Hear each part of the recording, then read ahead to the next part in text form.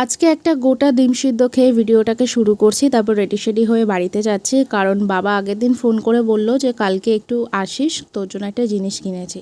তো বাড়িতে গিয়ে তো আমি পুরো অবাক। বাবা আমার জন্য এই কানের দুলটা কিনেছে, আর এই যে নাকের নাকছাবিটা, এটা ঠাম্মা আমার জন্য কিনেছে।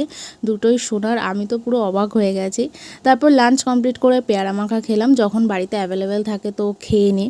আর এই একটা পেয়ারা দিদা দিল অভির জন্য, কারণ আজকে আমি অভির বাড়িতে যাচ্ছি। তারপর একটু রেস্ট নিয়ে বেরিয়ে পড়লাম। বাড়ি থেকে বেরোনোর সময় ভিডিও করা হয়নি, তাই ট্রেনে গিয়ে একটা ক্লিপ নিয়ে নিলাম। তারপর অভির সাথে দেখা হওয়ার পর একটু ডাল বড়া খেলাম, কারণ আমার এটা খেতে ভীষণ ভালো লাগে।